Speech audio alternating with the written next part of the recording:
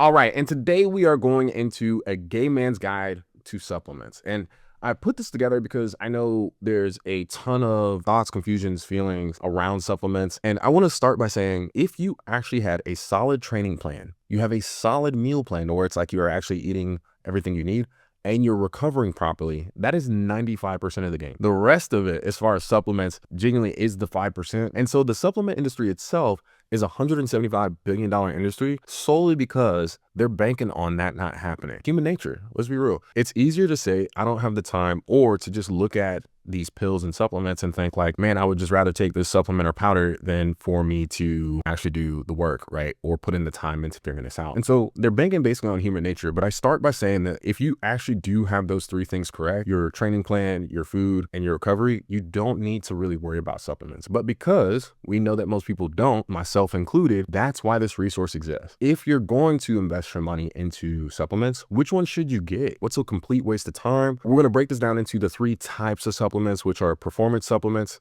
health supplements, and then male enhancement supplements. So performance supplements are any supplement designed to help you build muscle faster or change your body composition. And so cutting through the noise, I do want to let you guys know there's really only three that are worth getting. There's only three that I invest my money into. And so I want to save you guys the time. The big three for performance supplements are your protein, creatine, and then caffeine or pre-workouts. So for protein, it does not matter which source you get it from. It could be your bars, your powders, your shots. As long as you're taking a multivitamin, you're going to be good. And for those who don't realize the importance of protein, what most people don't realize is how much muscle you have is what allows you to have a toned physique or for you to look jacked. And most of muscle is going to be composed of basically just water and protein. And so let's dive into the three biggest questions that I get around protein. How much do I take? Does it matter when I take it? And then what type of protein should I get? How much should you take? Most dudes that I have the privilege to coach come here and they're actually consuming less than 100 grams a day. I need you guys to realize that that is insufficient protein for your body to not only build muscle, but usually with less than 100 grams a day, it's probably struggling to maintain the muscle that you do have. And that's likely why, if you do have a fluffier physique than you want, that's likely why you're making bad food choices. This protein also takes a little bit longer to break down in your body. How much should you take? You want to go for 1 gram per pound of body fat or 2 grams per kg. That's a good broad stroke rule of thumb that'll get you where you want to go as far as how much protein to target. Does it matter when you take it? Not really. Assuming that you just want to look better than 95% of the guys, the objective is pretty much just to make sure that you have enough protein throughout the day. That myth that you can only absorb 25 grams per sitting, like that's been broken multiple times over. What you're going to find is if you're trying to eat all of your protein, you're probably going to want to have it closer to 5 meals a day. If you are willing to use, like, again, your powders or protein, those types of things, you might be a 3 meal a day guy, right?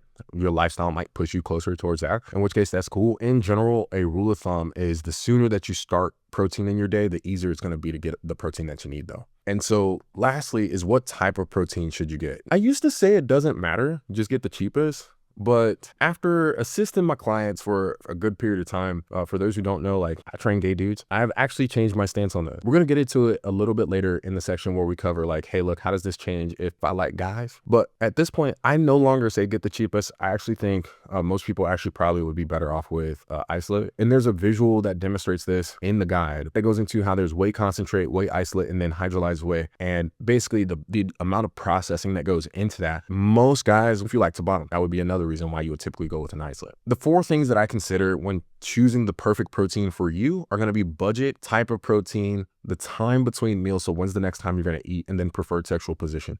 I broke this out in a chart that's in the guide as well. The biggest thing that I want to pull from that chart right now, I need you guys to understand collagen protein is for hair, skin, and nails. That is not for building muscle. And so if you are relying on collagen protein to help you build muscle, just realize you're not going to get where you're trying to go. You can also, again, reference the guide for why does the timing matter, but the bullet points of that is basically you want to give yourself the best shot to build muscle, and the timing actually is a factor. It goes into that a little bit more specific in the guide. You can definitely check that out. What up, everybody? This is James. I am founder of TDT Fitness, and I make these videos because I actually want you to know what to do to change. I talked to a ton of people who have been trying to change their body for a long time and not really making any progress just because they don't know what to do or they're executing off of incorrect information. If you're beginning to think that you want some help getting this implemented in your life, use the calendar widget so that you can set a time for us to talk and get your program built. I hope to see you on the other side. And if not, continue enjoying these free trainings.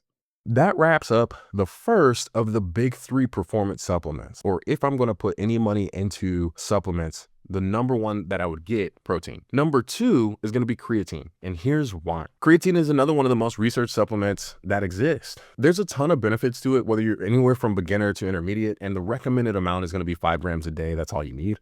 It's one of those things similar to protein, to where it's like, you want to get the recommended dose and then no more. It's not one of those things that the more that you get, the better results you're going to get. And so typically 1 gram per pound and then 5 grams per day. That's all you need. In the book, it goes into a little bit more in depth about the benefits of creatine. But all I'll say to it right now is that if you're new to the gym, I recommend creatine. And here's why. Most new guys stop going to the gym because they feel that they're not making progress, not because they're actually not making progress. And so what creatine will allow is for you to actually see the results faster, to where it looks like you can actually see the progress faster as the water is absorbed into your muscles, and you'll actually notice a change in how much you can do. You'll actually be able to lift more faster. That is good psychologically, and you'll recover faster as well. That's why for new guys, I definitely recommend creatine. I put this on a chart in the book, but basically I think all good things are good things unless they actually do things that you weren't expecting. And so what to expect physically within the first 2 weeks of taking creatine is you're going to gain between 1 to 3 pounds of water weight. I know some people would think like, oh man, like 1 to 3 pounds of water, so basically like I'm going to look super bloated. No, it's going inside your muscle, not on top of it.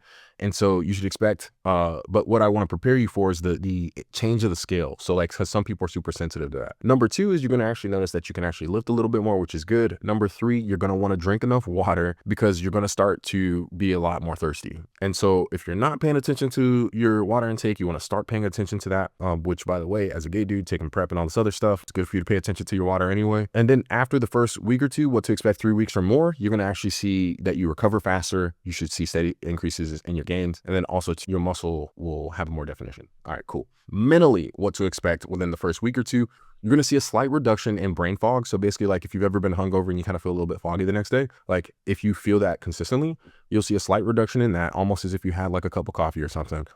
And also too, it helps with short-term memory. And so if you guys have challenges with that, I would consider taking creatine, as well as, again, some people have reported feeling more energy and less stressed. I've never experienced that, but some people have. The 3 or more mentally, what to expect is you should just basically continue to expect that to be dialed up a little bit more. Here's what creatine doesn't do. You won't lose your hair because you're taking creatine. You won't get fat because you're taking creatine. You don't need a loading phase, and you definitely don't need the expensive creatine. Similar to protein, there's a lot of expensive bottles out there. You don't need to take it. The basic stuff is good. The last of the 3 big performance supplements is caffeine and pre-workouts. Caffeine is genuinely one of the most effective, potent, legal, socially accepted substances out there. It's the craziest thing. You genuinely have an increase in what you can do in the gym. You perceive less pain, like you're more mentally dialed in. But I don't think I need to necessarily sell you guys on the idea of caffeine. So I'm gonna just hop straight to caffeine don'ts, right? The 5 big mistakes that I see with caffeine is, number 1, taking it too late in the day. I don't know if you know anybody that's ever done this, but like if you get off of work and then you're like, oh, I'm going to take some pre-workout before I go to the gym. Like those are the same people that oftentimes can't get to sleep until like 2 in the morning and they're wondering why. The quality sleep will do a lot more for you. Don't be dumb. Number 2 is taking it every day. Caffeine is one of those things that it's like, it's better to take when you need it, especially when it comes as potent as like a pre-workout, right?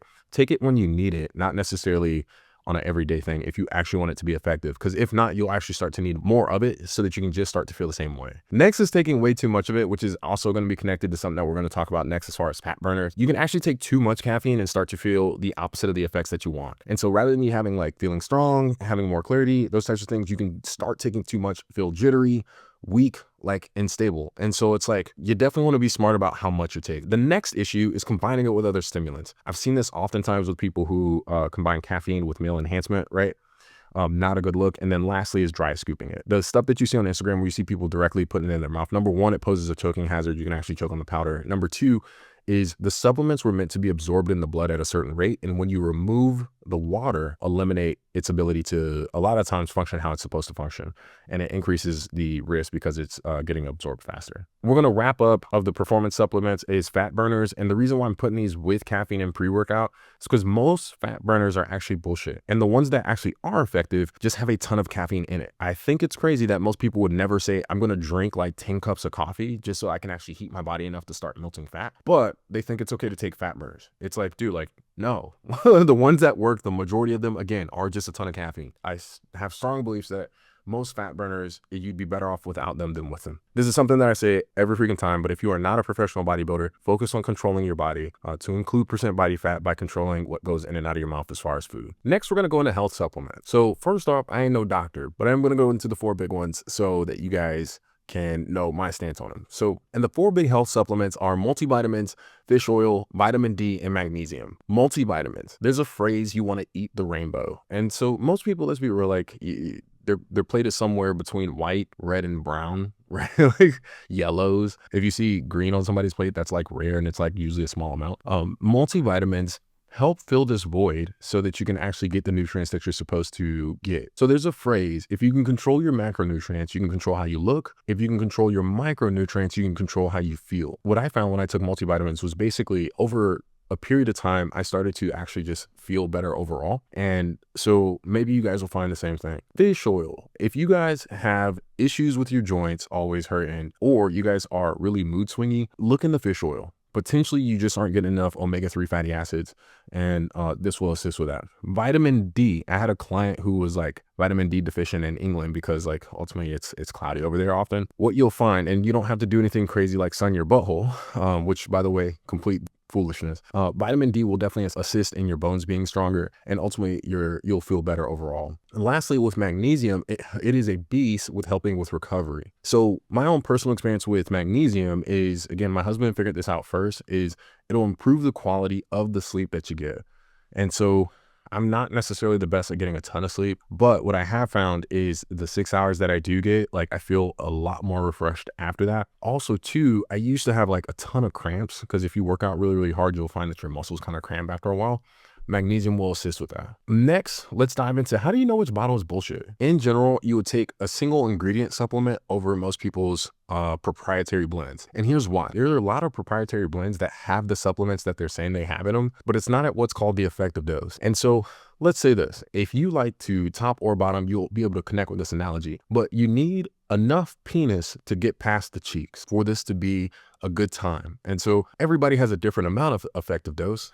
But fortunately enough for humans in general, with supplements, the effective dose is known. And in these proprietary blends, though it's in there, it's not enough to actually do anything. Basically, it's just good marketing. Could you imagine buying this supplement? And again, like 8 out of the 10 ingredients, you're not even getting enough for it to really register with your body or do anything.